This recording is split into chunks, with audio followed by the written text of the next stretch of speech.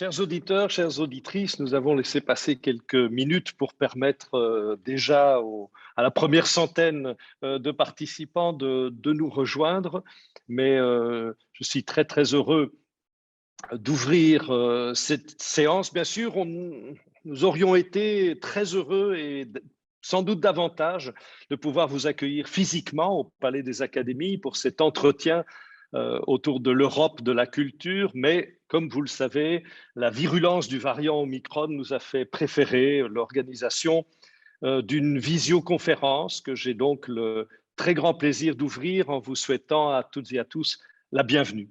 Alors cet entretien est l'occasion d'une collaboration, une de plus, entre l'Académie royale des sciences, des lettres et des beaux-arts de Belgique, qui célèbre cette année son 250e anniversaire, et l'ambassade de France auprès de la Belgique, qui est particulièrement préoccupée d'Europe, dans la mesure où, comme vous le savez, la France exerce la présidence du Conseil de l'Union européenne durant le premier semestre de cette année. Ainsi, il nous apparaissait essentiel, en ce début d'une année très particulière, d'associer l'une des principales missions de l'Académie, le soutien au monde de la culture, avec le thème de l'Europe et les ambitions que la France pourrait porter durant sa présidence. Alors, bien sûr, vous me direz, la culture n'est pas une matière européenne à proprement parler, mais l'Europe peut-elle se passer d'un ciment culturel? Et quels seraient les projets culturels prioritaires au plan européen? Alors, pour nous aider à aborder cette question importante, deux grandes personnalités de la culture. L'une est française et dirige depuis le 1er septembre de l'année dernière l'un des plus grands musées européens, le musée du Louvre. Première femme à occuper ce poste, Laurence Descartes est conservatrice générale du patrimoine.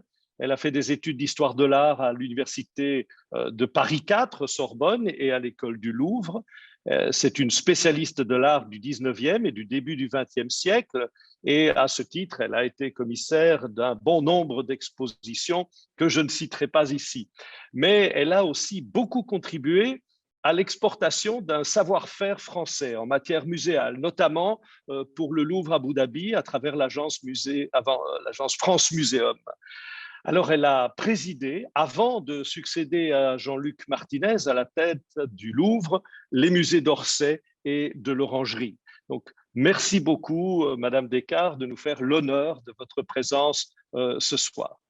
L'autre personnalité est belge et elle dirige le Théâtre de la Monnaie, l'une des scènes lyriques européennes les plus prestigieuses, je pense pouvoir le dire, sans chauvinisme aucun. Peter de Caluet a étudié pour sa part la littérature et l'histoire du théâtre dans plusieurs universités belges et très tôt s'est intéressé à l'histoire de la mise en scène d'opéra. C'est Gérard Mortier qui va l'inviter à rejoindre la Monnaie dès 1986 pour la première fois, je dirais, et il va y manifester déjà son grand souci de voir la jeunesse fréquenter l'opéra, ce qui est un fil rouge de la politique, entre autres, de la politique de Peter de Caluet. Il va partir ensuite à Amsterdam, au Nederlandse Opera, pour s'occuper de communication et puis du casting et enfin de la direction artistique. Et puis depuis 2007, il dirige La Monnaie. J'ajouterai aussi avec un petit souvenir très personnel, qu'il est docteur honoris causa de l'Université libre de Bruxelles et membre du Parlement culturel européen. Merci infiniment, cher Peter, pour votre présence ce soir parmi nous. Et puis, pour dialoguer avec nos deux invités, Françoise Barré. Françoise Barré, qui est historienne de l'art et archéologue, historienne des religions, mais journaliste à la RTBF. C'est à ce titre qu'elle est parmi nous depuis une énorme carrière à la RTBF, très longue, très fructueuse, qui l'a conduite aujourd'hui à diriger le service culture de cette grande maison de l'information et du divertissement, puisque c'est aussi une des tâches de la RTBF. Merci beaucoup, Françoise, pour ta collaboration. Il me reste ainsi à vous souhaiter une excellente soirée, à vous dire que vous pourrez poser des questions tout au long de cet entretien en utilisant le petit onglet qui est en dessous enfin en tout cas chez moi, Q et R pour questions et réponses, et on essaiera de ménager un petit temps d'échange à la fin pour faire en sorte que cette visioconférence ne soit pas trop aride et qu'il y ait un peu de dialogue entre vous et les participants. Il me reste maintenant à céder la parole, et j'en suis très heureux, à Monsieur l'ambassadeur de France auprès de la Belgique, son Excellence François Sénémo, que je remercie très chaleureusement pour sa collaboration, et qui, comme j'ai dressé un peu les CV en rapport avec la culture de tous les participants, moi-même étant assez proche en tant qu'archéologue de ces milieux, je note quand même que l'ambassadeur détient un DEA d'histoire et de civilisation et qu'il a beaucoup travaillé dans les pays du Proche et du Moyen-Orient, dont la Syrie, qui m'est personnellement particulièrement chère. Excellence, je vous cède très volontiers la parole pour quelques mots d'introduction. Merci beaucoup, Monsieur le secrétaire perpétuel, Madame la présidente directrice du Musée du Louvre, Monsieur l'intendant directeur général et artistique du Théâtre Royal de la Monnaie, chère Madame Françoise Barré, qui avait accepté de modérer ce soir le premier débat de cette série de conférences.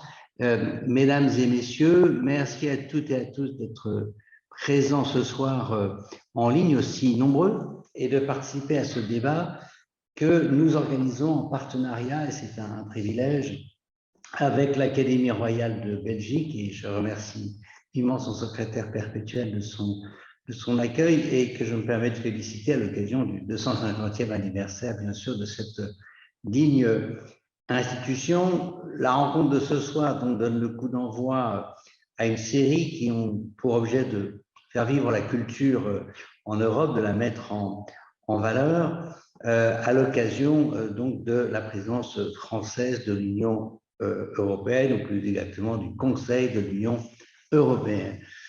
Donc effectivement, nous assurons cette présidence avec beaucoup de bonheur et de fierté depuis le 1er janvier, et ceci jusqu'au 30 juin, et nous avons souhaité, nos autorités politiques, notre président et le gouvernement ont souhaité mettre la culture à l'honneur et lui assigner, si je puis dire, un rang très privilégié dans la liste de nos priorités. Et Dieu sait que les urgences sont nombreuses dans beaucoup de secteurs. Mais nous estimons que la culture doit se trouver au cœur de la relance européenne pour que l'Union se développe dans un espace culturel riche, diversifié, où les artistes et les professionnels de la culture voyagent, bien sûr, se déplacent, échangent et créent ensemble, et où les biens culturels et les plus belles pièces de nos histoires sont accessibles à tous et protégés. Donc, nous espérons tous, comme vous l'avez dit, Monsieur le secrétaire perpétuel, que les conditions sanitaires nous permettent à tous les acteurs de la culture de reprendre leurs activités normales qui sont faites naturellement d'échanges et de déplacements. Sur le plan politique du lancement de cette problématique de la culture au sein de notre présidence, plusieurs événements sont prévus. Dans un premier temps, début du mois de mars prochain, nous aurons des rencontres européennes de la création artistique pour mettre en contact des professionnels du spectacle vivant et des arts visuels de toute l'Europe. Et au-delà des programmes mis en œuvre par l'UE, ces journées seront l'occasion d'imaginer de nouveaux dispositifs d'accompagnement pour favoriser encore davantage la coopération culturelle en matière de production, de diffusion et de circulation des artistes et des œuvres. Ensuite, à un niveau plus politique, encore une première réunion des ministres européens se tiendra les 7 et 8 mars. Elle abordera les nouveaux enjeux de la politique de la préservation et de la valorisation du patrimoine à l'échelle européenne, un sujet évidemment central pour nos vieux pays, mais férus également d'innovation et d'invention sans cesse renouvelée sur le socle de ce patrimoine qui nous est cher à tous. Un peu plus tard, au début du mois de mai, les directeurs et directrices d'administration en charge de la politique muséale et des musées en Europe se réuniront pour discuter des enjeux et perspectives d'avenir pour les musées de notre continent. Voilà très brièvement les quelques événements que nous avons sur notre calendrier, mais je voudrais qu'on passe tout de suite, bien sûr, à la conférence d'aujourd'hui, qui constitue pour nous une très belle occasion, bien sûr, de lancer à Bruxelles un dialogue à la fois franco-belge, mais surtout européen au sens large, sur la place de la culture en Europe, qui encore une fois est un enjeu central pour nous. Donc merci aux deux débatteurs et merci à la modératrice de ce débat qui ont accepté de se prêter au jeu et de nous éclairer de leurs avis et de leurs expériences. Donc merci à tous et à toutes et bonne conférence. Merci beaucoup. Voilà, ici Bruxelles. Là, alors, ça n'échappe à personne et bonsoir à toutes et à tous. Ça n'échappe à personne, la pandémie a un effet dévastateur sur le plan sanitaire, mais aussi sur la culture qui a particulièrement trinqué, comme l'on dit d'une façon familière. La culture secouée, malmenée, parfois oubliée, mais la culture toujours essentielle, vivante et debout. La culture, c'est un ciment, ce sont des pratiques, de la création, des institutions, une économie, mais aussi une politique. C'est un regard et un récit, des réflexions aussi sur le monde pour tous et sur le monde comme il va. Alors, nous ne sommes pas là pour tenter une définition, nous partirons de ce que l'on considère tous comme essentiel, la culture au sens général. Pendant une petite dizaine de minutes, nous allons planter le décor et prendre un petit peu la température du patient culture. Alors cette première question s'adresse à madame la présidente directrice du musée du Louvre. Nous en Belgique évidemment nous sommes admiratifs, cette grande institution. Laurence Descartes, vous venez de prendre vos fonctions au musée du Louvre. La situation est complexe, compliquée. Nous avons eu parfois plus de chance en Belgique parce que nous avons été ouverts beaucoup plus longtemps qu'en France et c'était donc une des sorties, une des portes pour nous pendant cette pandémie. Quels sont les grands enjeux d'un musée comme le vôtre aujourd'hui, à la fois dans le monde d'après et dans ce monde affecté par la pandémie? Bonsoir. D'abord, je voulais évidemment remercier l'ambassade de France et l'Académie royale de Belgique pour leur invitation ce soir. Et bien sûr, on est désolé de ne pas pouvoir vivre cet événement en direct à Bruxelles et voilà, et souhaiter que très vite on puisse reprendre des échanges voilà, directs, personnels. C'est important pour le monde des musées. J'ai beaucoup d'amis dans les musées belges, mais c'est très important pour le monde du spectacle vivant, de la musique aussi. Il nous tarde de reprendre une vie normale. Madame, vous l'avez dit, la crise a touché très durement le monde de la culture. Je crois qu'on peut dire que 2020 a été une année, a été un choc, et bien sûr pour l'ensemble de la population mondiale face au virus. Mais c'est vrai que le monde de la culture a particulièrement été éprouvé par des longues fermetures. Alors, nous avons été très envieux du monde des musées belges parce qu'il a été effectivement moins fermé comparativement que le monde des musées français. Mais enfin, néanmoins, on peut dire que le bilan a été évidemment très éprouvant pour toutes ces institutions, avec des tas de conséquences sur lesquelles je pense on reviendra au cours de cet échange. Donc, ça a été un moment éprouvant, difficile. Et en même temps, comme dans toutes les crises, il y a évidemment des choses intéressantes qui se passent. Et il y a surtout un moment à saisir pour tous ceux qui ont la responsabilité d'institutions culturelles. Je pense que quel que soit le domaine où nous exerçons en quelque sorte notre responsabilité, nous sentons bien que nous sommes sans doute dans un moment de transition, de réinvention, qui nous oblige à repenser les choses. Peut-être que nous sommes à la fin d'un cycle, on aura peut-être l'occasion d'en reparler, en tout cas pour le monde des musées, et que c'est peut-être en fait le bon moment pour remettre les choses à plat, pour repenser les modèles, pour repenser nos rapports au public, nos programmations, enfin pour en gros faire une sorte de bilan et de se projeter dans l'avenir en réinventant en quelque sorte nos institutions. Parce que je crois qu'il y a une chose dont nous pouvons être certains, c'est que l'après-crise ne ressemblera pas totalement à l'avant-crise. Ça, c'est certain, en tout cas du point de vue des musées, et notamment du point de vue de l'institution que j'ai l'honneur de présider depuis le mois de septembre. Il est bien évident que nous ne reviendrons pas aux chiffres qu'on qualifie parfois d'hyper-fréquentation des années 2018-2019. Je rappelle que le Louvre a accueilli 2 années de suite plus de 10 millions de visiteurs, ce qui est un record mondial en matière de musée, mais un record avec aussi une face plus complexe de gestion interne et de bon accueil du public, de séquences très éprouvantes pour les équipes du musée aussi, et donc toute une série de choses que nous n'avons pas forcément envie de revivre et certainement pas dans les mêmes conditions. Donc, il y a des leçons, il y a sans doute à saisir ce moment. Se dire aussi que pour le Louvre, et là je resserre un peu la focale autour de la question même du Louvre, le Louvre est à la fois une institution mondialement connue, qui bien entendu est un point d'attraction très important, touristique, de tourisme culturel vers Paris et vers la France, mais c'est aussi une institution qui doit savoir se remettre en question, interroger sa propre histoire, sa propre identité. Le Louvre est à l'évidence bien plus qu'un musée d'art ancien.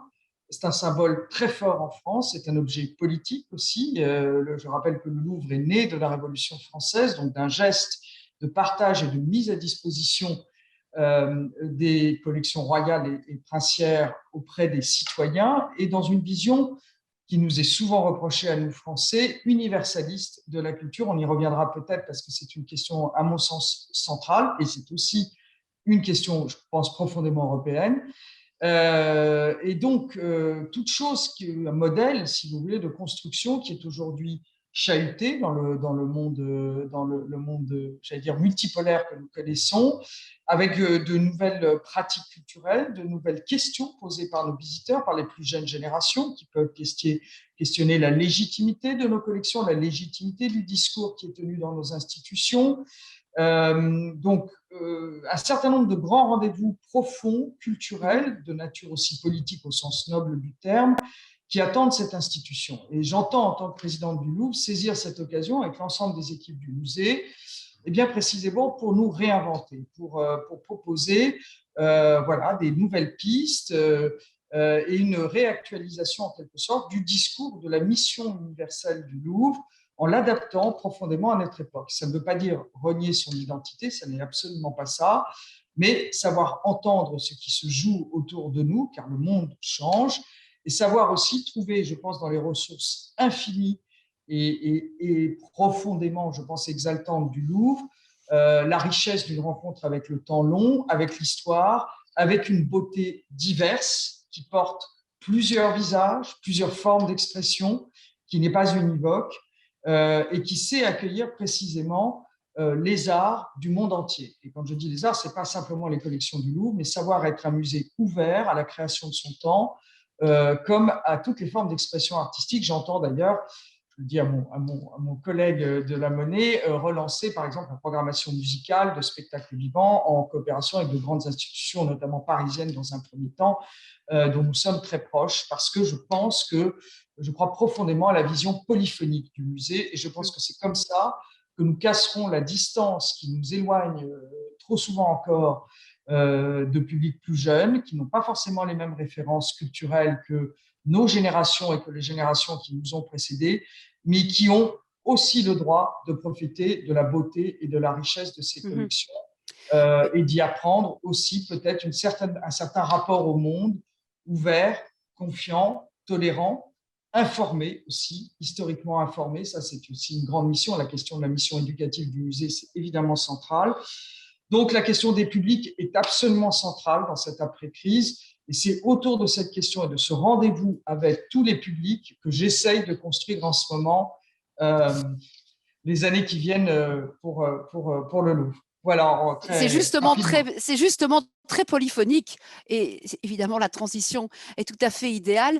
Je me tourne virtuellement vers vous, Peter de Caluet. Vous êtes l'intendant général et artistique de la Monnaie. Alors, les pratiques changent. On voit qu'il y a une accélération des changements de la pratique. On le ressent moins dans les arts vivants en Belgique quand il n'y a pas d'annulation et quand il n'y a pas de jauge. Mais si on se réfère à la France, une étude est sortie tout récemment à la demande des services de la ministre Roselyne Bachelot où on indique une trentaine de pourcents de fréquentation en moins est notée. Et donc, comment vont les opéras? Grandes maisons, c'est aussi une grande maison économique, ce sont des productions qui coûtent très cher, loin de subventions. Et avec cette pandémie, comment vont les opéras européens et comment va votre grande maison européenne à Bruxelles? Je préfère commencer avec les choses que je peux dire sur mon institution. Là, je crois que la relation avec le public se présente très, très bien. Nous venons d'annuler malheureusement toute la série de Carmen. On avait prévu de présenter 12 spectacles, ce qui n'est pas énorme, mais c'est pour une ville comme Bruxelles qui n'a pas la même size que Paris, c'est quand même très impressionnant. Nous étions sold out. Avec la législation belge, on pouvait offrir 2400 places au lieu et on devait annuler 14 000. Voilà, ça veut dire qu'on était sold out, même chose. C'est énorme, hein, oui. On a eu le même effet avec Norma qu'on a présenté dans une nouvelle production au mois de décembre. On était complètement sold out, étant donné qu'on pouvait jouer devant 200 personnes. Et qu'on a même décidé de fermer la porte juste avant Noël. Nous avons perdu presque 650 000 € en recettes. Je peux dire simplement, je ne parle pas de l'économie parce qu'elle est mauvaise, mais du côté de l'intérêt du public, nous sommes quand même très, très confidents que le public va revenir. L'offre est claire, les gens veulent venir. Quand on fait un concert à Beaux-Arts, nous devons refuser des gens. Donc, je crois que vraiment le public veut revenir. Mais ceci dit, je suis tout à fait du même avis que Madame Descartes, c'est-à-dire nous avons tous fermé les portes en Belgique. Nous étions les premiers à le faire à la Monnaie le 13 mars 2020, avec l'espoir de réouvrir 2 semaines après, parce qu'on ne savait pas ce qui nous arrivait. On a annulé les spectacles en cours, évidemment avec beaucoup de peine, parce qu'on n'a pas l'habitude de faire ça. On est là pour présenter, on est là pour créer. Mais et pour que ce soit vivant, et pour que ce soit en chair et en os, et pas pour imaginer une production virtuelle. Hein. C'est ce qu'on a quand même essayé de faire, parce que l'un après l'autre, les productions tombaient. Tout d'abord, on ne savait pas, entre mars et juin, on n'a pas pu jouer. C'était vraiment le début de cette pandémie, on n'a pas joué. Mais on a quand même pris 2 décisions. La première décision, c'est de protéger la sécurité, de garantir la sécurité de notre personnel et de nos artistes. Ça veut dire ne pas les mettre dans des situations dangereuses, mais en même temps continuer à créer. Ne pas perdre les investissements, c'est-à-dire continuer la manufacture des décors, des costumes, etc., et étrangement, ne pas mettre les productions sur scène, mais les mettre dans des containers. C'est très, très, très stressant pour nous. Donc, les préparer comme un agenda des productions. Oui, donc ça veut dire qu'en effet, maintenant, nous sommes presque 2 ans plus tard, nous avons déjà postposé, reporté 8 spectacles. Le 9e sera Carmen maintenant. Ça veut dire que la programmation future est très déterminée par le passé. Hein. C'est quelque chose qui est très étrange. Mais voilà, les investissements ont été faits. On a perdu qu'une production sur tout ce qu'on a voulu créer. C'est pas mal. Mais on a appris autre chose, c'est-à-dire on a fait des créations, notamment une création que vous connaissez très bien, Françoise, qui est « Is this the end ?», qui était née, voilà, j'étais à Bergamo au début de la pandémie, j'ai vu des choses affreuses, des choses qui m'ont touché fortement. J'ai demandé à un compositeur de nous livrer un opéra qui parle exactement de cette idée de ne pas pouvoir dire adieu, de perdre des gens, de ne pas pouvoir comprendre ce qui se passe, de vraiment passer de cette situation, comment dire, qui est presque Orphée Eurydice, ce monde entre les deux, ce monde où on est encore en limbe, on n'est pas encore mort, mais on n'est plus parmi les vivants. Cette idée a été magnifique et ça se prêtait parfaitement parfaitement à une création virtuelle. Dans les murs de la monnaie que vous voyez derrière moi, d'une façon virtuelle, évidemment, je ne suis pas à la monnaie en ce moment, mais donc ça nous a permis de créer d'autres formes, de trouver, d'utiliser les artistes qui étaient censés d'être à la monnaie pour créer autre chose, pour créer des choses virtuelles, pour créer des choses adaptées. Par exemple, un très grand projet Donizetti, les 4 opéras basés sur la reine Elisabeth Ier. On va faire la saison prochaine. On avait fait tous les investissements, mais on a quand même utilisé la présence de tous les chanteurs et du chef et l'orchestre pour une première fois de faire quelque chose qui était entre le filmé et le semi-live et le concertante. Donc, je ne peux pas nommer tous les projets, mais en tout cas, on a essayé, étant le secteur créatif, de toujours rester actif. Et d'être aussi, d'être en résonance avec le monde comme il va, comme disait Madame Descartes, en s'accrochant, en se renouvelant, en sortant des programmes traditionnels et du grand répertoire. Oui, tout à fait. Je dois dire, on a quand même eu énormément de réactions à la programmation virtuelle. Je parle ici, on a eu au cours de l'année 20, juste un peu moins qu'un demi-million de views en virtuel. Ce n'est pas le même nombre que les visiteurs du Louvre, mais pour l'opéra, il faut savoir que quand il y a 55 000 personnes qui voient un opéra contemporain, ça veut dire quelque chose. C'est assez important. Il y a des retombées sur cette virtualité? Est-ce qu'il y a une continuité? Oui, parce que c'est évidemment pas la même chose. Ou alors, est-ce que les gens préfèrent rester chez eux pour regarder ou regardent moins un opéra en virtuel qu'une série sur Netflix? Oui, et je crois qu'il y a déjà eu, selon moi, une ouverture. Je ne sais pas si c'est une bonne ouverture. Ça, c'est un autre débat. Avec l'opéra au cinéma. Je crois que cette idée de se retrouver au cinéma, de retrouver toute une autre salle que celle que nous connaissons, je ne sais pas si c'est, pour moi, en tout cas, ce n'est pas la bonne solution. Pour moi, le spectacle live se passe dans la rencontre entre l'artiste et son public. Et c'est une rencontre live, avec toutes les vibrations que l'orchestre peut causer, que le chant peut causer sur la peau, dans la tête. C'est des vibrations qui n'ont rien à voir avec le Dolby Stereo, des relais qu'on voit de l'Opéra de Paris ou du Metropolitan Opera.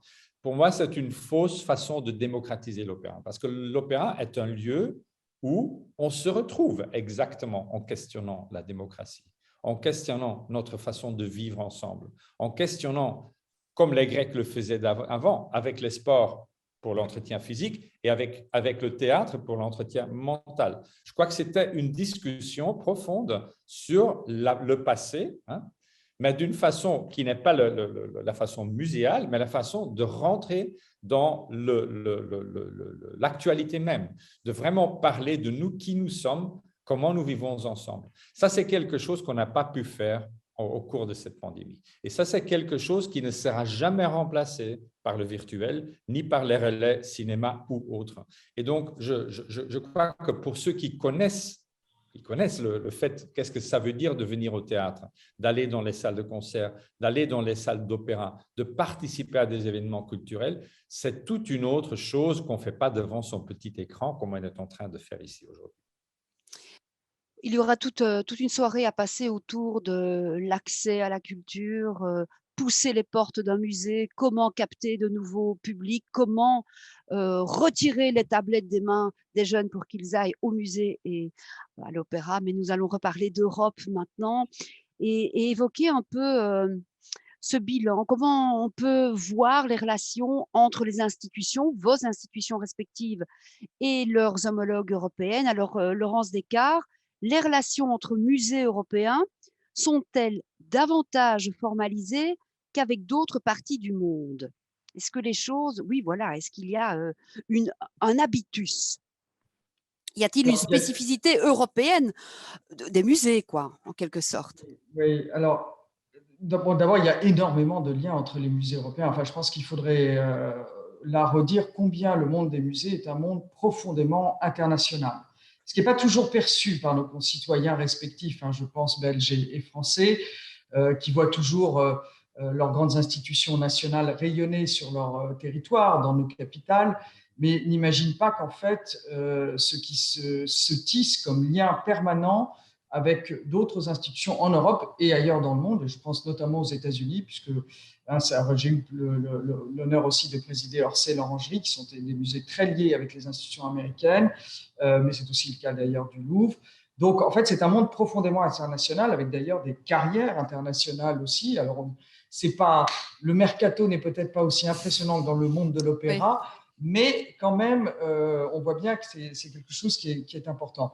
Alors, y a-t-il une spécificité européenne? C'est compliqué parce que, en fait, oui, bien sûr, parce que nous sommes d'un certain point de vue tous vivant et travaillant sur le continent européen, liés par tout simplement l'histoire de ce continent. Nous sommes tenus par notre histoire, j'allais dire pour le meilleur et pour le pire, d'un certain point de vue. Nos collections sont imbriquées les unes aux autres, et pour cause. Et nous avons donc des liens profonds. Nous avons très souvent des personnels scientifiques, intellectuels qui ont reçu des formations très similaires. Donc, il y a naturellement, on peut le dire, une planète Europe des musées. Pour autant, elle n'est pas formalisée dans la structure européenne telle que nous la connaissons, et cela a été rappelé en introduction. On parle finalement peu de culture dans les instances européennes, il faut quand même bien le dire. Et donc, ces relations, elles tiennent en fait… Au territoire et aux relations. Oui. Voilà, elles tiennent beaucoup aux dirigeants respectifs de ces musées qui se connaissent, qui s'apprécient, qui portent ensemble des projets. Je pense à des coproductions d'expositions, bien entendu, ou des projets de recherche, et à notre capacité à travailler ensemble. Mais ce qui a toujours manqué, en tout cas pour le monde des musées, c'est effectivement sans doute un niveau de formalisation plus politique, en quelque sorte, de notre capacité à faire des choses ensemble et à énoncer peut-être des champs communs de travail, des valeurs peut-être aussi communes. Ça, c'est une vraie question. Une charte pour nous. qui serait des plus chartes. politique. Oui. Qu'est-ce que c'est? Y a-t-il un patrimoine européen? Ça, c'est une très, très bonne question, à mon sens. Construisons des carrières européennes pour les professionnels de la culture et notamment pour les professionnels des musées. Je pense au monde de la conservation notamment. Faisons un Erasmus de la culture, par exemple des professionnels de la culture. C'est quelque chose qui serait fantastique. Imaginez qu'un jeune conservateur français puisse aller se former à Berlin et qu'un jeune Allemand vienne aussi se former à Bruxelles ou dans une autre capitale européenne. Enfin, là, nous avons de l'or entre les mains, je pense, en tant que professionnels de la culture, parce que nous avons la richesse et la diversité, puisque nous avons tous des différences et des spécificités, et pourtant nous avons bien un lien commun européen qui n'est pas toujours facile à définir, mais auquel je crois profondément. Et ça, c'est notre grande force, par exemple, par rapport au monde des musées américains, qui lui aussi présente des institutions extraordinaires, avec des collections parfois d'ailleurs d'origine européenne, remarquables, mais en aucun cas vous ne retrouverez dans le contexte américain la richesse, la diversité qu'il y a ne serait-ce qu'entre Bruxelles et Paris. Eh bien, vous ne trouverez pas cette même diversité, cette profondeur historique entre New York et Chicago. C'est pas vrai. Et ça dépend ça marche encore. autrement. Ça dépend encore faire beaucoup. Chez nous, ça dépend aussi beaucoup des relations interpersonnelles entre bien sûr, mais enfin, tout dirigeants dépend des relations interpersonnelles. Oui, bien sûr, mais voilà, c'est les connaissances. C'est tiens, j'ai travaillé sur ceci. Ah tiens, je découvre une perle dans les collections d'un autre musée et les choses se mettent en place. Oui, et l'initiative personnelle, c'est un peu cela. Oui, bien sûr, et la volonté de faire aussi ensemble des choses et la conscience aussi. Moi, quand j'ai programmé certaines expositions à Orsay, j'ai considéré qu'Orsay était un grand musée européen qui parle de la fin du 19e siècle, c'est-à-dire du moment des nations, alors avec la face lumineuse et la face évidemment noire de cette question, parce qu'elle nous mènera au désastre de 14, donc c'est pas rien. Et le musée d'Orsay se termine, vous le savez, chronologiquement avec la guerre de 14, c'est-à-dire bien la fin d'un certain monde européen. Mais j'avais conscience qu'il fallait explorer des questions qui ont une portée européenne. Et on a par exemple reçu une très belle exposition qui traitait des marges de l'Europe sur les pays baltes, sur le symbolisme dans les pays baltes, qui parlait en fait profondément d'Europe. C'est-à-dire qu'est-ce que c'est que le centre et la périphérie dans l'Europe? Y a-t-il un ADN commun? Et y a-t-il des marges en Europe? Est-ce que c'est acceptable dans le monde dans lequel nous vivons? Moi, je ne le crois pas. Je crois que, et en matière culturelle, nous savons bien que c'est la marginalité qui nourrit, bien entendu, qui est le moteur le plus essentiel de la création. Donc, ça pose beaucoup de questions. En arrivant au Louvre, le Louvre est au cœur de l'histoire de l'Europe et lié à l'Europe entière, évidemment par ses collections, par son histoire. Et donc, le Louvre est aussi une grande institution européenne qui a quelque chose à dire avec d'autres grandes institutions sur ce dont nous venons, notre passé, et ce vers quoi nous voulons aller. Et vous ne craignez pas que cette grande institution européenne que vous défendez est un peu écrasée par le poids de la grande histoire de France? Est-ce que ce n'est Non, pas je ne plus le crois facile pas. de penser une institution européenne à Bruxelles qu'à Paris? Non, je ne le crois pas parce que je pense que chaque institution européenne, quelle qu'elle soit et quelle que soit sa taille, porte une part de l'identité européenne. Ça, je le crois profondément. Il ne peut pas y avoir une définition de l'identité européenne qui serait figée et qui partirait d'une capitale, aussi légitime soit-elle sur la question européenne. Je crois que c'est justement des institutions et des centres de création et de culture en Europe que doit partir l'élan. Si nous, professionnels de la culture européenne, nous ne sommes pas convaincus que quelque chose nous lie et que quelque chose vaut la peine d'être énoncé à un niveau commun qui nous transcende un peu tous, ça ne marchera pas. Si ça vient, j'allais dire, des institutions purement de façon descendante des institutions européennes, on peut être sûr que la chose, à mon avis, échouera. Donc, c'est aussi à nous de nous parler entre nous. Je crois beaucoup de ce point de vue-là, et j'ai beaucoup d'échanges avec mes confrères européens en ce moment sur cette question européenne dans le cadre de la présidence française.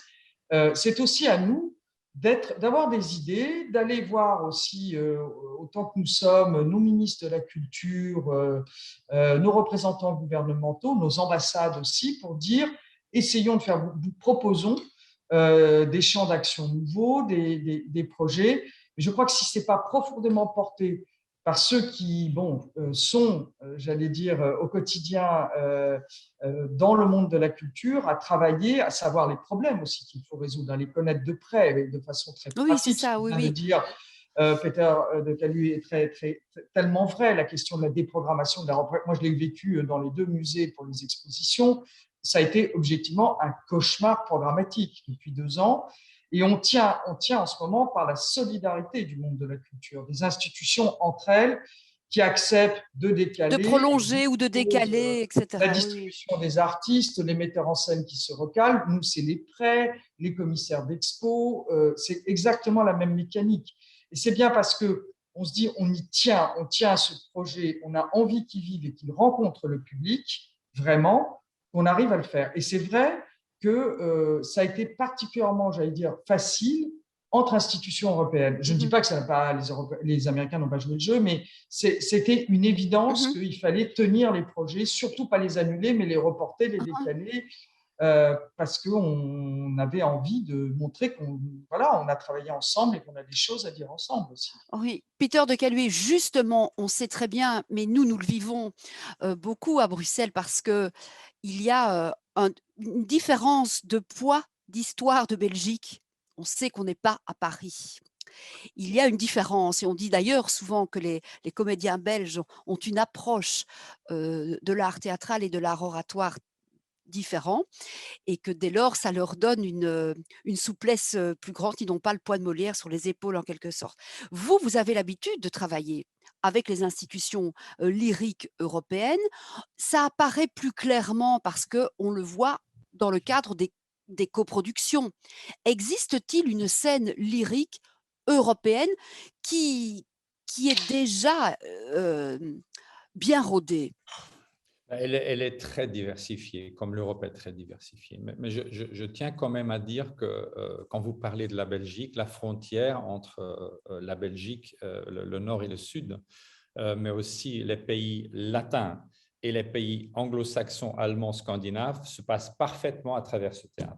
Je le sens tous les jours. Ce n'est pas pour rien que c'est un théâtre où est né un État qui, en effet, n'existe pas dans la tête des gens. C'est un État qui est un mini-Europe avant la lettre, un État où différentes cultures qui peuvent se renforcés se sont rencontrés. Et c'est magnifique de travailler dans un contexte comme ça. Vous savez très bien que pour moi, la mission de travailler à Bruxelles est totalement différente que de travailler à Vienne ou à Milan ou à Paris. C'est une autre politique parce qu'ici, il faut vraiment jouer la carte européenne. Et donc, si vous me posez la question, c'est quelque chose qui, pour moi, est quelque chose au quotidien. C'est-à-dire, pour moi, l'opéra est vraiment une forme d'art européenne. C'est quelque chose qui est né en Europe, c'est quelque chose qui parle des sujets européens, qui traite des sujets européens. C'est vrai qu'aujourd'hui, il y a aussi des opéras américains qui se sont ajoutés, etc. etc. Mais je crois que nous devons, quand on parle de l'Europe, je crois que ça, c'est très important de le dire. L'Europe aujourd'hui, l'Europe était historiquement bien plus vaste que l'idée que nous nous en faisons aujourd'hui. L'Europe a été phénicienne. C'est déjà par son nom que se sont unifiés l'Orient et l'Occident. L'Europe couvrait aussi la Méditerranée comme notre berceau, donc les territoires de Rome, mais aussi les territoires de Charlemagne. Quand on parle de l'Europe, on parle aussi des mythes, des grands mythes, Cléopâtre, Cassandre, Didon, Médée. C'est des mythes qui sont profondément ancrés dans notre culture et qui nous parlent de nous. Donc, ça veut dire qu'aujourd'hui, Médée, Cléopâtre, tous les autres sont considérés comme des immigrés, tandis qu'avant, ils faisaient partie de notre culture. La grande problématique, et je ne vais pas passer dans un discours politique, mais le fait que nous nous sommes tournés le dos contre la Russie et nous avons ouvert la porte vers les États-Unis, qui sont une imitation de l'Europe, on a fait une grande erreur historique. Ce n'est pas nos générations qui l'ont fait. Mais il faut parler de l'Europe dans toute sa largeur qu'elle était, et toute sa splendeur aussi, qu'elle était avant, et toute cette richesse culturelle qui nous livre aujourd'hui un répertoire, un contexte qui est totalement européen et qui est beaucoup plus fort que notre force économique. Qui est supranationale. Elle est supranationale. En plus, à l'opéra, elle est sans langage. Elle parle la langue de la musique, qui est une langue qui offre l'harmonie. Mais pourquoi dites-vous que vous jouez plus la carte européenne à Bruxelles que Milan le ferait? Pourquoi? Est-ce que c'est une obligation ou c'est plutôt une tradition? Non, pour moi, c'est un choix. Quand je suis venu à Bruxelles, je suis revenu à ma ville natale, je suis revenu dans mon contexte, dans mon jus, qui me manquait énormément dans une ville comme Amsterdam, qui a toutes d'autres attractions. Mais faire l'opéra à Bruxelles a un devoir, c'est-à-dire il faut amener, et ça a été mon choix, il faut présenter, et là je vais venir à la réponse à votre question parce que j'ai fait un grand détour, il faut vraiment faire venir tous les styles d'interprétation qui sont actuels en ce moment en Europe. Ça veut dire qu'il faut trouver les fers de lance dans chaque pays pour présenter l'opéra ou la danse ou d'autres formes d'expression théâtrale pour les faire venir à Bruxelles. Et donc, la politique artistique de la Monnaie est une politique qui est inspirée par ce qui se passe dans d'autres pays, mais qui peut-être reste avant la lettre parce qu'on découvre des gens qui n'ont peut-être jamais fait de l'opéra, comme un Romeo Castellucci, par exemple, qui a fait ses débuts à la Monnaie, un Warlikowski, des gens qui vraiment font un théâtre… Avant d'aller au Festival d'Avignon. Voilà, complètement européen, une inspiration complètement européenne, intemporelle aussi, intemporelle, parce qu'ils parlent, et ça c'est très important, si on veut créer un ciment entre les nations européennes, il faut vraiment essayer de comprendre les autres. Il ne faut pas bâtir des murs, il faut essayer de comprendre le langage de l'autre à travers la musique qui est un langage sans langage, qui n'a pas de frontières. Et je crois que ça, c'est la force incroyable et l'attraction éternelle de l'opéra et de la musique, c'est-à-dire on peut avoir un accès à des émotions, des grandes émotions. Parlons par exemple de l'histoire de Médée. Médée nous revient du Caucase. C'est un exemple parfait d'un émigré d'aujourd'hui. Quelqu'un qui arrive dans notre société, qui doit apprendre la religion de notre société, qui doit apprendre la langue de notre société, qui doit marier un homme de notre société, qui doit éduquer ses enfants dans le jus de notre société, avec la culture de notre société. Et après coup, elle est rejetée par son mari et par la culture de son mari. Est-ce que vous imaginez que ça fait à une femme comme Médée? Je crois que ça rend Médée quelque chose, un personnage extrêmement moderne, extrêmement d'aujourd'hui. Ah oui, victime du patriarcat, c'est sûr, c'est très Tout moderne. à fait, mais c'est quelque chose que la culture, l'opéra, le théâtre, la musique, même la musée, la littérature peuvent nous offrir. C'est vraiment hyper important. Et quand je parle de l'Europe, je reviens quand même à Oui, ça. C'est le seul, vous l'avez dit vous-même dans votre introduction, c'est le seul ciment, c'est la culture qui doit survivre. dans C'est la la raison pour différence. laquelle, exactement, c'est la raison pour laquelle, et là je deviens actionniste, activiste, on doit changer les paramètres. On doit absolument, au lieu de tout mettre dans le cadre de l'économie, il faut d'abord construire la culture, le bien-être, l'éducation comme base de notre société. Et avec tout ça, construire l'économie. Mais pas l'inverse. Aujourd'hui, dans les discussions politiques et économiques au niveau européen, on oublie la culture, on oublie l'éducation. On a eu cette farce de nomination d'un commissaire européen qui venait d'ailleurs, si je me rappelle bien, d'un pays où la littérature, l'histoire était annihilée et changée dans le sens, je parle de l'Hongrie, dans le sens pour vraiment faire l'éloge aux nouveaux hommes de pouvoir. Ces personnes-là sont permis en Europe de gérer la culture et l'éducation. En plus, on met les deux dans le même bain. Tandis que c'est quand même deux pôles complètement Bien différents, sûr. avec des Mais attentes complètement différentes. Pardon. est-ce que vous pensez quand même qu'il y a des usages nationaux à l'opéra, à la Monnaie? Est-ce qu'il y a une expression nationale qui doit quand même exister? Et est-ce qu'elle existe? Est-ce qu'il y a une patte bruxelloise qui vit à côté de cette culture européenne transfrontalière? Je ne crois pas. Je crois que quand on parle on parle d'ouverture, on parle de curiosité, on parle d'élitisme dans le fait que nous sommes une élite de l'esprit. Je ne crois pas que c'est quelque chose qui a à voir avec le nationalisme. L'opéra ne peut pas être nationaliste. Wagner n'était pas nationaliste. Wagner Pourtant on veut débaptiser les oui, rues mais Wagner on en Allemagne. contextualise les choses Oui, dans leur temps et après oui. coup. Et je crois qu'il faut regarder d'où venait Wagner. Wagner est inspiré par Bellini. Évidemment, Hitler a s'est abusé de Wagner. Mais Wagner était un grand ami de Bakounine. Bakounine, on ne peut même pas dire que c'était un fasciste. Donc, je crois vraiment qu'il faut voir les choses vraiment dans leur contexte historique. Il faut vraiment bien lire les expressions des gens et dans quel contexte ils l'ont fait. Je crois qu'on peut prendre beaucoup de nos expressions ici, les mettre comme un chapiteau pour un article, mais qui n'a rien à voir avec le contexte dans lequel on discute. Oui, bien sûr, bien sûr. Je crois que c'est très important de voir que l'opéra ne peut pas exister sans l'ouverture totale, la transversalité européenne totale, que ce soit l'histoire, la littérature, la musique, tout est hybride, c'est le mot que je cherche. Il y a quelque chose de très, très hybride. Polysémique, comme l'on dit. Voilà, parfait. Et justement, mais on en revient, à Laurence Descartes, vous en parliez dans votre première intervention, à cet idéal universel du musée. Est-ce que le musée comme celui du Louvre, c'est une vitrine d'un idéal universel ou l'expression de l'esprit ou d'un esprit français, avec le poids de l'histoire ou enfin avec l'histoire tout court des collections?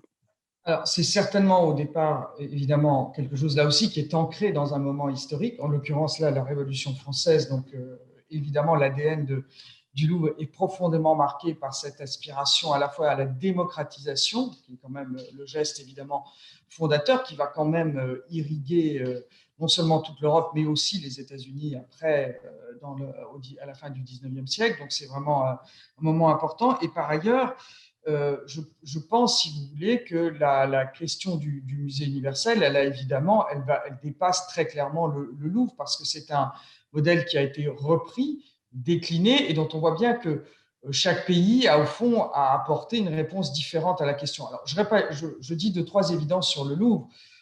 On répète en boucle que c'est un musée universel, c'est évidemment faux. Le musée du Louvre est très incomplet dans ses collections.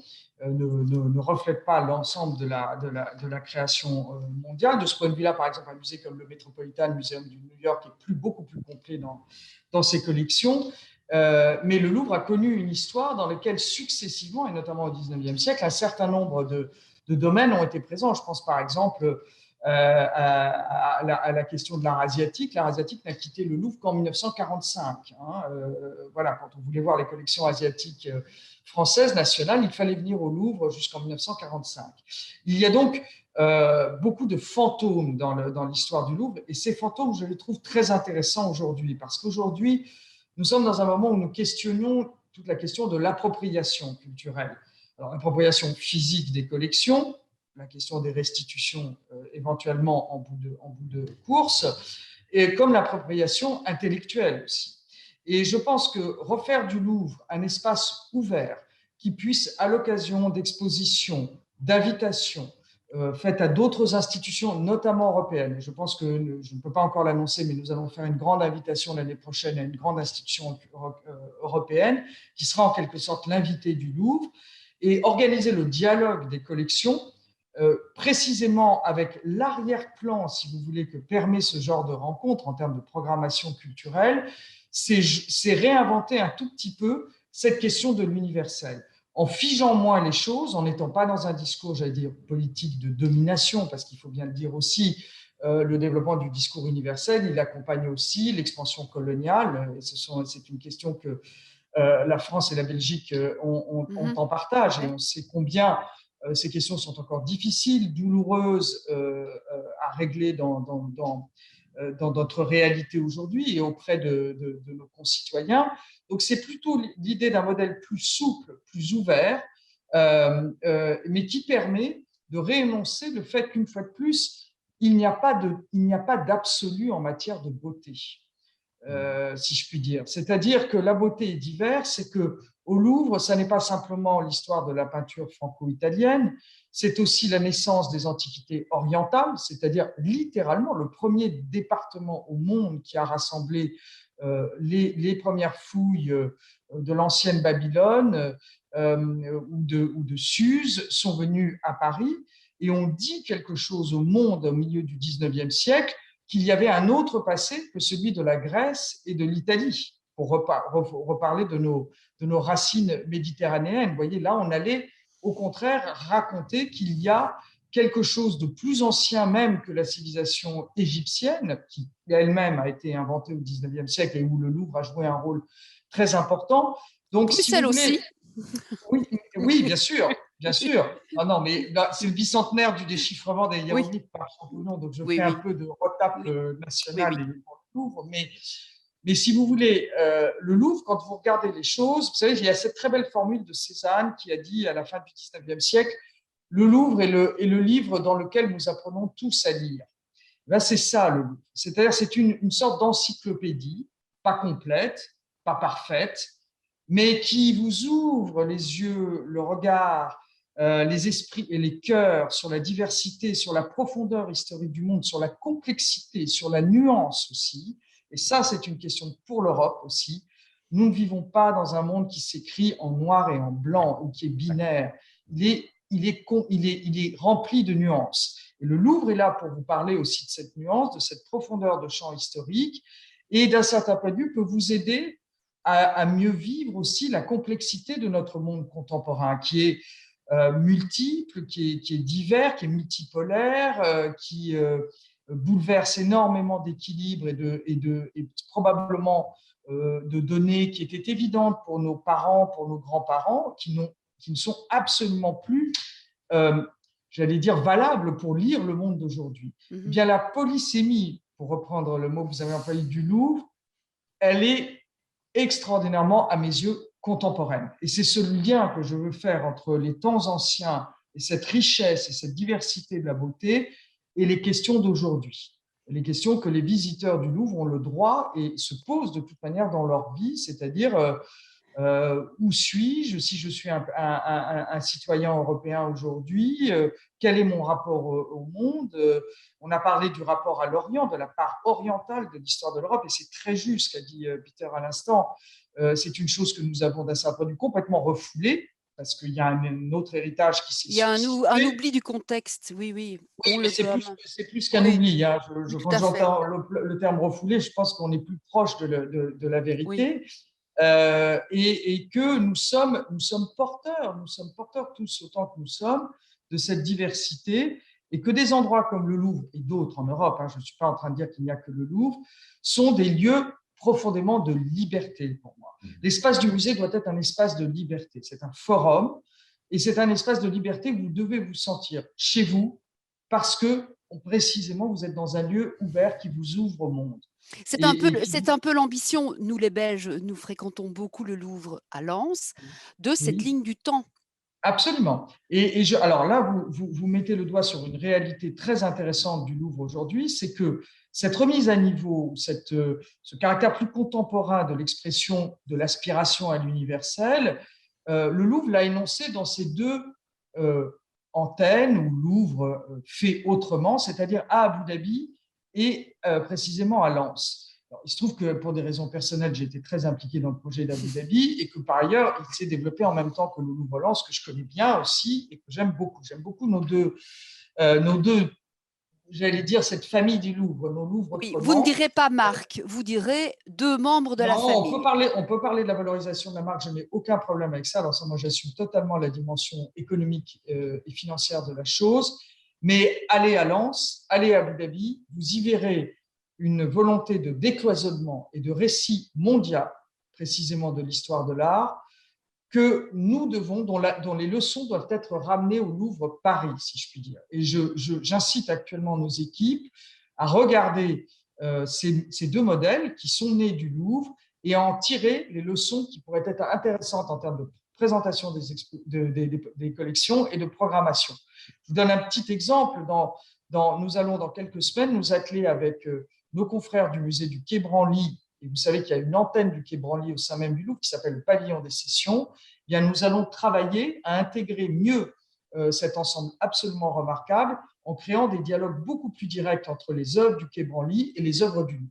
Et là, je pense qu'on déplace le curseur et qu'on dit le Louvre réénonce sa base, sa mission universaliste, j'allais dire, dans une mise à jour contemporaine de son projet et qui va lui permettre, je pense, en tout cas je l'espère, d'aller au-devant de nouveaux publics et peut-être de déminer un certain nombre de malentendus. Oui, de malentendus et de questionnements. Oui, plus ou moins. Voilà, et vous parlez justement, vous mettez en avant le musée.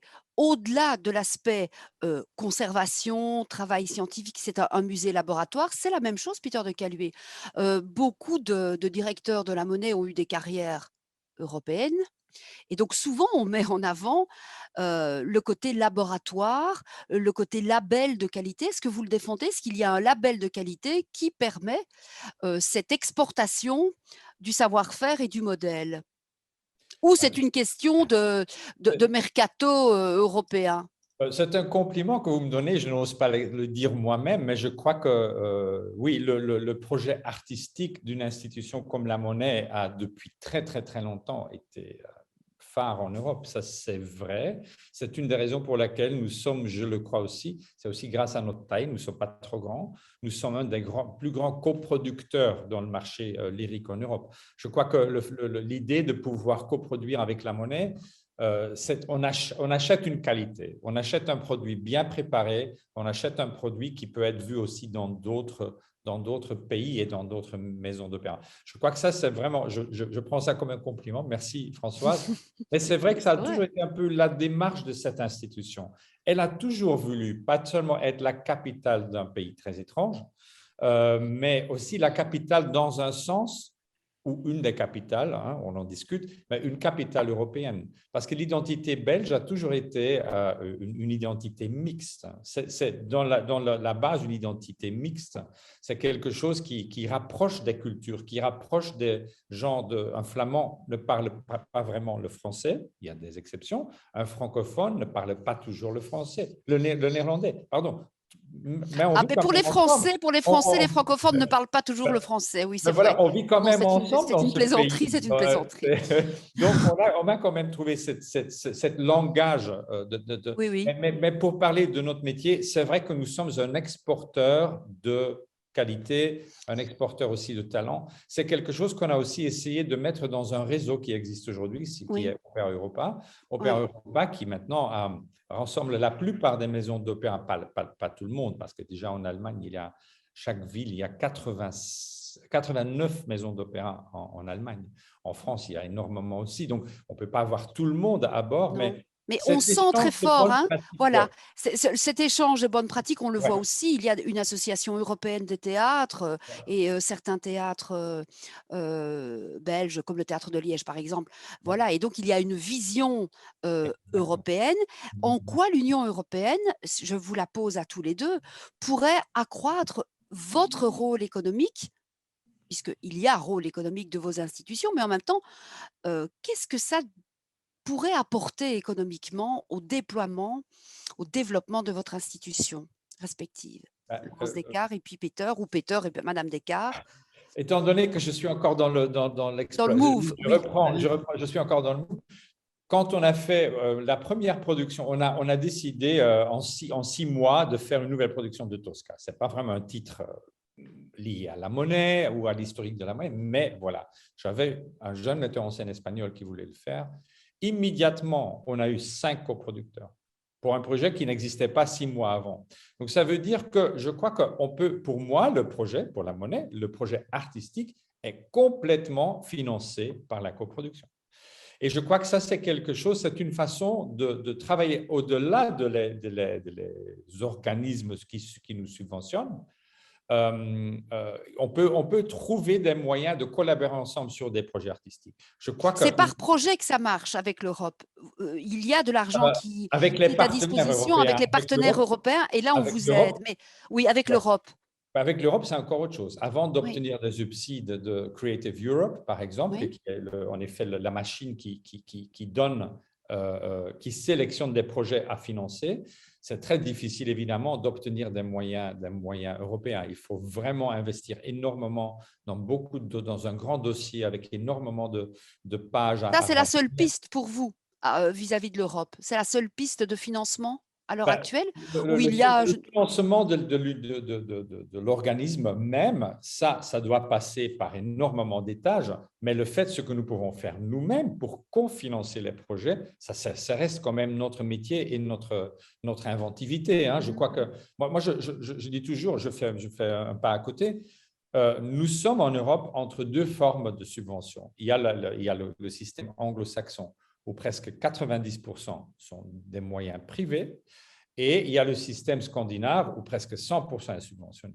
Je crois que nous devons trouver en Europe une solution qui est une solution au milieu.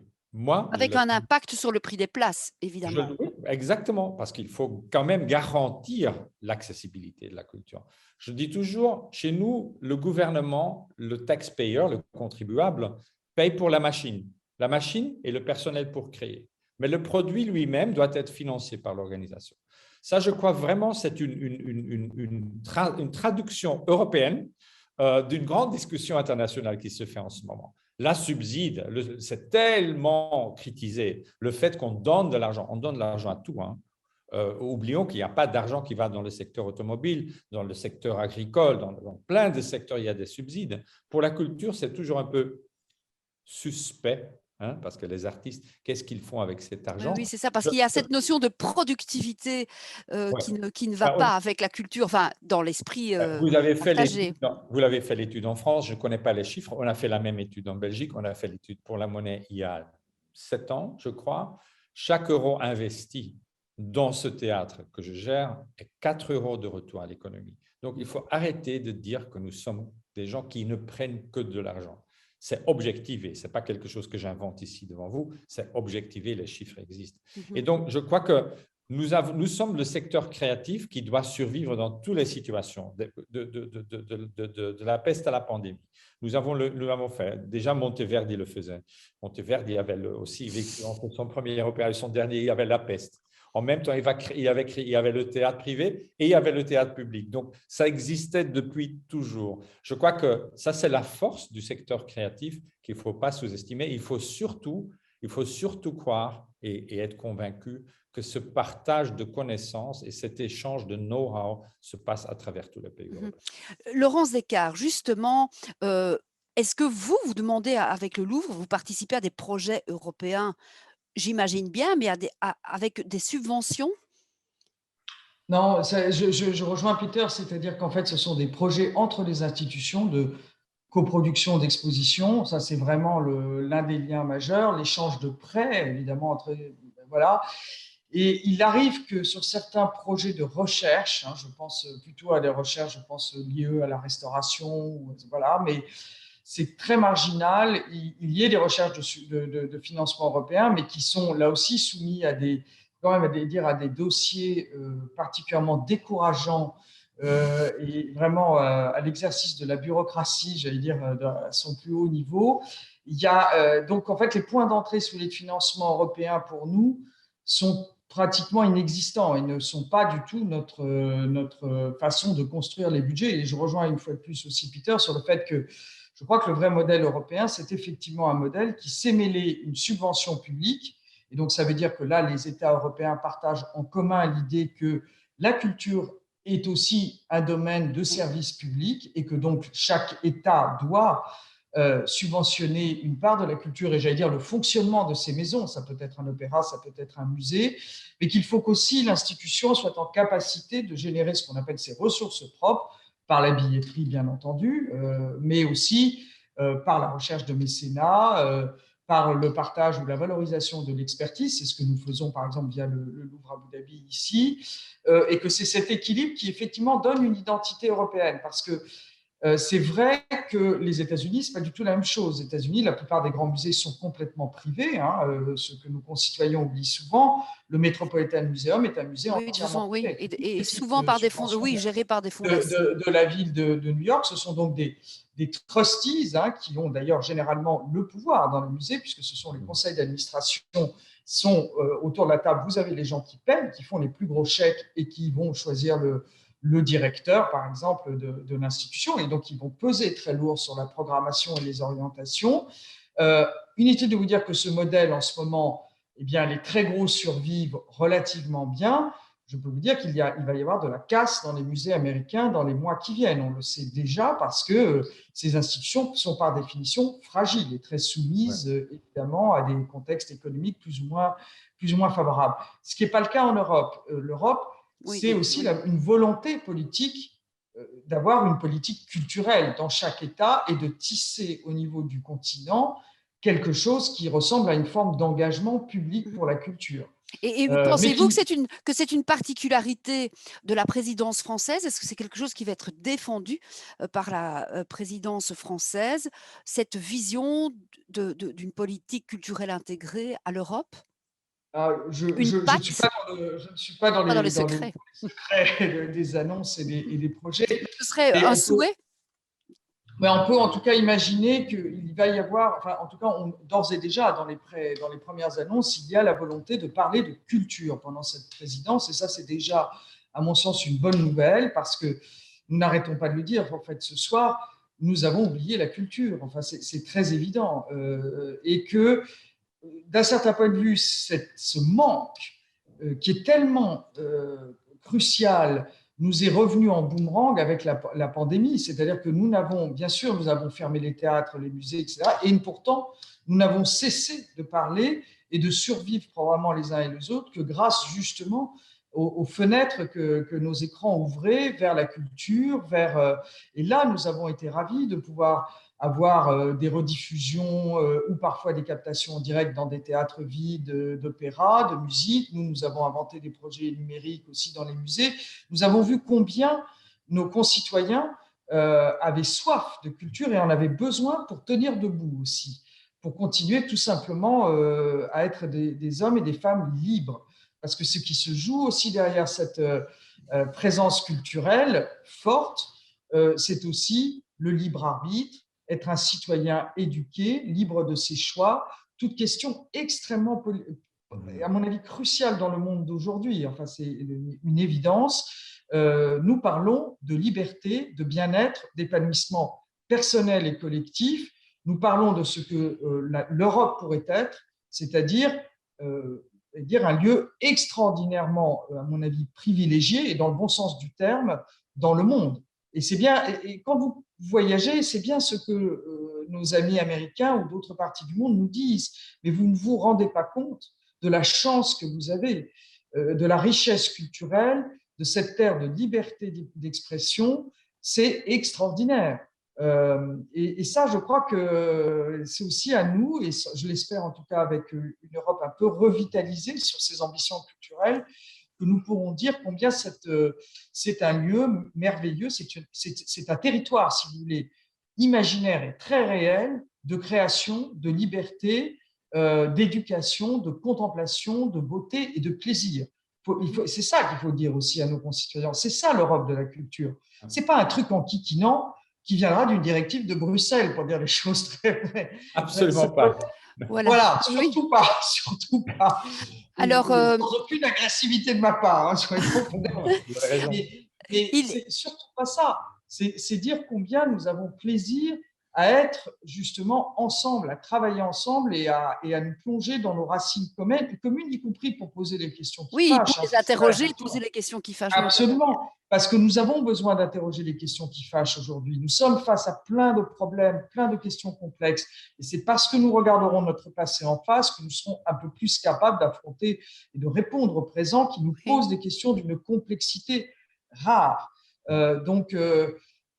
Voilà, je pense qu'il faut et je suis sûr qu'on doit être capable d'articuler cette envie d'Europe, de culture, pas comme un pinceau, pas comme une obligation et une directive qu'on doit faire et des cases qu'on doit cocher, mais comme une façon d'être, tout simplement, une façon de vivre aussi. Il y a une façon européenne de vivre la culture, de la penser, de la fréquenter. Qui n'est pas restrictive. Ce que vous dites n'est pas restrictif. Qui n'est pas restrictive et qui n'est surtout pas normative. Surtout pas.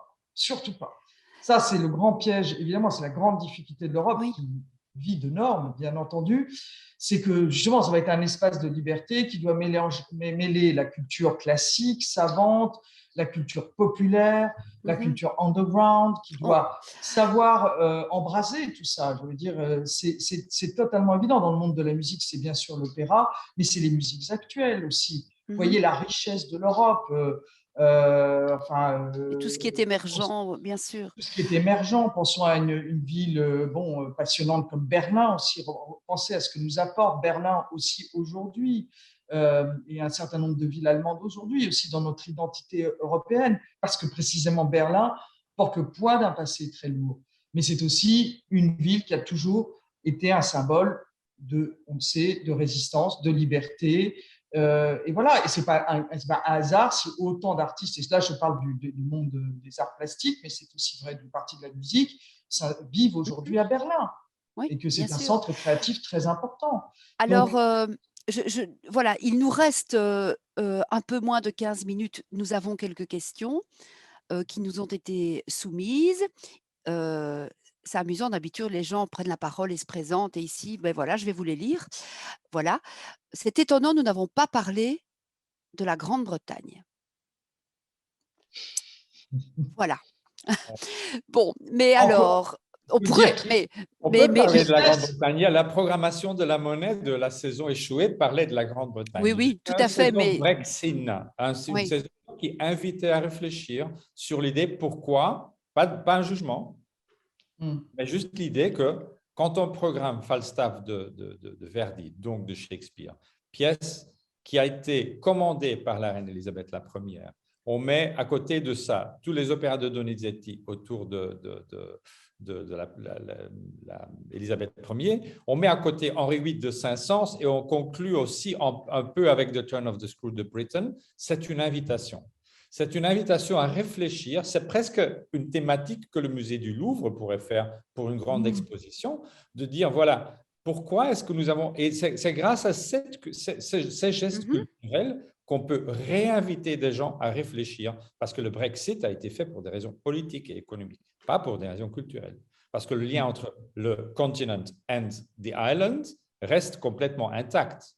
Hein, je crois qu'on continue tous à parler l'anglais, on continue tous à être inspirés par une partie de la culture anglo-saxonne. Évidemment, ça fait partie de notre réflexion. Donc, quand on parle de la culture européenne, on inclut la culture anglo-saxonne, c'est clair. Bien entendu, là, je souscris totalement.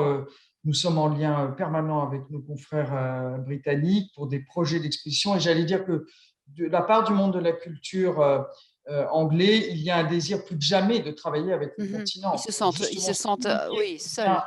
Combien c'est une évidence de continuer à travailler ensemble voilà, donc vaille que vaille, il n'y a absolument aucune. Pour moi, il n'y a pas d'interruption, il ne peut pas y en avoir, ce serait une aberration. Donc, et je crois que pour voilà, le monde de la culture, une fois de plus anglais, c'est totalement évident. Alors, nous l'avons un peu abordé, mais c'est à la fois une question et en même temps une réflexion. C'est Philippe Keulartz qui dit que, d'abord, il dit que la conférence était très riche. Merci beaucoup pour nos intervenants. Je me pose la question de savoir si vous ne trouvez pas dommage que la culture, avec un grand C, soit au niveau de la politique européenne une compétence qui est encore trop souvent considérée comme une frange, surtout au niveau budgétaire, si on compare avec la politique agricole commune, par exemple. Et voilà. Et alors, il cite un célèbre auteur néerlandais résident en Italie qui dit que ceux qui affirment que la culture est la frange de notre société a tout à fait raison parce que tout tourne autour des franges. C'est bien dit. Que pensez-vous justement de cette attitude politique de l'Europe par rapport à la culture? On l'a un peu évoqué, hein, l'un et l'autre, vous l'avez évoqué. Moi, je crains que la culture est trop souvent considérée. Je parle ici de Bruxelles. Quand on parle de culture à Bruxelles, tout d'abord, on parle des moules, des chocolats et de la bière. Ça fait partie de la culture. C'est la culture qui attire, soi-disant, le public à Bruxelles. On oublie de dire qu'il y a les deux grandes institutions du pays, Beaux-Arts et la Monnaie, oui, ce sont les stéréotypes. Hein. Il y a les grands musées qui sont quand même à Bruxelles, à part les musées à Bruges et à Gand et Anvers, évidemment. Mais on parle de l'événement. Je crois qu'il y a une grande mix-up entre tout ce qui est les images, commercial, c'est-à-dire le entertainment. C'est un peu ça le mot. Aller manger, aller se promener, découvrir la ville à travers de ses attraits soi-disant culturels, dont le chocolat ou les moules. Mais on fait une fausse comparaison entre ce qui est culture, comme monsieur l'appelle avec la grande C, mais cette grande C est aussi available for everyone. Hein. C'est là pour tout le monde. C'est le travail que notre secteur a fait depuis des années, mais malheureusement, et là on touche quand même à une des grandes problématiques avec lesquelles notre secteur est confronté tout le temps, on parle de l'accessibilité de nos institutions. Mais si à l'école, on n'entend jamais parler de musique, de musées, d'artistes, de grands artistes, je mentionne même les grands noms, on n'entend jamais parler d'une maison d'opéra. On ne va plus au musée en Belgique. Tout ça a été coupé parce qu'à l'enseignement, on apprend un métier. On n'apprend pas à vivre. On apprend à fonctionner. On doit fonctionner dans un système. Le système nous offre une éducation pour devenir quelque chose comme petit maillon dans cette structure. Mais on n'a plus cette formation d'un être humain, un être humain qui est formé au niveau physique, au niveau mental, au niveau… La culture souffre énormément de ça. On peut dire, ouvrez les portes à d'autres publics. Oui, mais comment les publics vont nous trouver? Comment est-ce que nous allons trouver ces publics? Donc, il y a une grande manque au niveau de l'éducation pour être cohérent avec ce qui est l'offre culturelle et notre identité. C'est quelqu'un posait cette question, mais vous y avez répondu. Donc, on s'approche maintenant. Donc, une petite conclusion, Laurence Descartes, justement, à propos de cette force ou de cette faiblesse que l'Europe institutionnelle pourrait représenter pour les musées, par exemple. Est-ce que la vision est trop patrimoniale de la part de l'Europe? Est-ce qu'elle fédérerait la culture et les musées, par exemple, dans une vision vers l'extérieur, ou est-ce pour les gens, vision hégémonique, ou qu'est-ce que l'Europe pourrait bien faire pour le Louvre et les grands musées? Vaste question. Oui, en 2 minutes. Je crois surtout que déjà, si l'Europe, et peut-être nos ministres de la Culture qui vont se réunir donc, ce printemps, si j'ai bien compris, au mois de mars, pouvait déjà réaffirmer que la culture est tout simplement au centre de nos vies en tant qu'Européens, que ce que vient de dire Peter est central, c'est-à-dire que c'est tout simplement une façon d'être, une façon de vivre, une façon là aussi de penser notre rapport à la société, à notre histoire, et donc à nous situer dans le temps, dans l'espace, en fait. Déjà réaffirmer que c'est essentiel et que que c'est quelque chose qui là nous rassemble, ce serait déjà beaucoup. Et je pense effectivement qu'une des premières déclinaisons doit être, en tout cas dans les différents pays, la question de l'éducation. Ça, je rejoins là aussi Peter, parce que c'est très beau d'avoir de très belles institutions que nous sommes très heureux de diriger et d'y faire de belles choses, mais nous sommes là pour transmettre. Nous sommes des passeurs profondément, et nous sommes des passeurs dans le temps qui nous est donné à la tête de ces institutions, mais nous sommes des passeurs pour les générations qui viennent. Nous devons nous adresser à la jeunesse. C'est un devoir absolument impératif quand on s'occupe de culture, c'est de toujours penser se retourner et de dire à qui je passe, à qui je vais transmettre. Parce que nous, j'allais dire, la question est réglée pour Peter et pour moi. Je pense que voilà, on a bien compris notre passion et ce que nous devons à ce monde et combien il est profondément aussi partie de notre identité personnelle. Nous l'avons bien entendu, oui, effectivement. C'est de transmettre aux jeunes générations. Et pour ça, je pense que les ministres de la culture devraient beaucoup parler aussi aux ministres de l'éducation. Et je pense que là, il y a peut-être quelque chose dans la formation des jeunes Européens, les Erasmus de demain, quelque chose qui intégrerait vraiment cette dimension culturelle. Je vous remercie beaucoup. Voilà, on conclura avec cette citation de Cicéron qui nous a été glissée dans les commentaires. « Une maison sans livre est comme un corps sans âme ». Professeur Vivier, monsieur le secrétaire perpétuel, je vous donne la parole. Merci en tout cas à Peter de Caluet et à Madame Descartes. Merci beaucoup. Merci beaucoup. Après Cicéron, il est difficile de reprendre la parole, mais je voudrais vraiment remercier très, très chaleureusement à la fois Laurence Descartes et Peter de Caluet et Françoise Barré pour cet entretien tout à fait passionnant qui a ramené un instant la culture au centre de tout avec son association avec l'éducation. On retiendra sans doute cette belle phrase qui pourrait constituer un sujet de dissertation et qu'il a sans doute fait, qu'il n'y a pas d'absolu en matière de beauté. Je retiens aussi le brillant plaidoyer de Laurence Descartes en faveur d'une culture qui s'oppose à la norme et qui défend le principe de la nuance. Ça me rappelle ce très beau livre récent de Jean Birnbaum sur le courage de la nuance, qui est un élément je pense, on ne rappellera jamais assez. Merci aussi à Peter de Caluet de nous avoir rappelé notre lien, notre proximité affective avec l'Orient. N'oublions jamais que on nous dit toujours que nous descendons de Rome, mais s'il y a bien un marqueur de la société romaine, c'est les bains. Et s'il y a bien un marqueur d'une société, c'est bien que constituent les bains, c'est bien la société arabe. Donc, il faut redire cette proximité affective de l'Europe avec l'Orient. Et cet intérêt que vous rappeliez tous les deux à reposer les questions qui fâchent à partir d'une réflexion sur le passé. Je crois que ça aussi, c'est proprement européen. Notre rapport au passé, il n'est pas meilleur ou moins bon qu'un autre rapport, mais il est spécifique en Europe par rapport aux cultures asiatiques ou même par rapport aux États-Unis, quel que soit leur rapport des États-Unis avec l'Europe.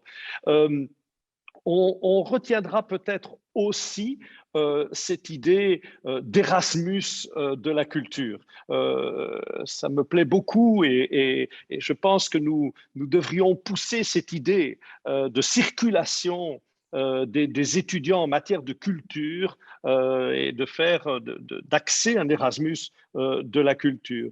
Je retiendrai aussi, et peut-être sous forme de futur colloque de l'Académie royale de Belgique, auquel nous serions très heureux d'inviter notamment Laurence Descartes, cette question: y a-t-il un patrimoine européen ? Je pense qu'il ne faut pas taire cette question. Elle est extrêmement importante et il n'y a aucun problème à essayer de voir ce qui fait le lien culturel entre toute une série de productions nationales. Donc, je pense que c'est une question importante que nous aurions intérêt aussi dans les académies à traiter. Et tout ça peut-être, et je conclus là-dessus, en reprenant une proposition de Laurence Descartes, pour réinventer un discours universel. Laurence Descartes a insisté sur le fait que ce discours universel avait aussi donné un certain nombre de choses qui n'ont pas été les plus grands succès de la civilisation. On est bien d'accord. Il n'empêche que il y a des vertus à l'universel pour autant qu'on tente de le reformuler de manière plus souple, de manière fondamentalement ouverte. Et en ce sens, il est absolument clair que les musées, surtout de ce type du Louvre, qu'il soit universel ou pas, hein, et l'art et bien sûr les scènes lyriques sont des acteurs fondamentaux. Donc, merci à tous. Je voudrais aussi remercier bien sûr l'ambassade de France auprès de la Belgique, tous ses services. Je me permets de remercier bien sûr Monsieur l'ambassadeur, mais aussi Thomas Michelon, qui est conseiller, et Maël Lebaille, attaché de coopération scientifique et universitaire, qui nous ont beaucoup aidés. Je remercie évidemment aussi les équipes de l'Académie royale de Belgique. Je remercie en particulier Thomas Simon. Et puis la Fédération Wallonie-Bruxelles et la Loterie nationale qui nous aident toujours dans ce que nous faisons. Je vous rappelle donc ou je vous dis, je vous donne rendez-vous le mardi 22 mars à 17h. J'aurai le plaisir de présider et de modérer une autre table ronde en collaboration entre l'Académie et l'ambassade, mais cette fois au sujet de l'Europe de la connaissance. Mais on n'est pas si loin, si j'ai bien compris quand même, si on rapproche l'enseignement et l'éducation de la culture, l'Europe de la connaissance est aussi quelque chose d'important et nous aurons le plaisir d'accueillir des participants de tout premier plan. Donc retenez 22 mars, 17h. Voilà, il est exactement 20h01 et dans le métier de Françoise Barré, on dirait « je rends l'antenne ». Donc, merci à toutes, merci à tous et à très très bientôt, j'espère, en 3 dimensions. Merci en tout cas pour tous les commentaires aussi. Il y a beaucoup de questions qu'on pourra transmettre à Madame Descartes et à Monsieur de Caluet, qu'on n'a pas pu aborder. Merci en tout cas. Merci à vous. Merci beaucoup. Au revoir. Au revoir. Au revoir.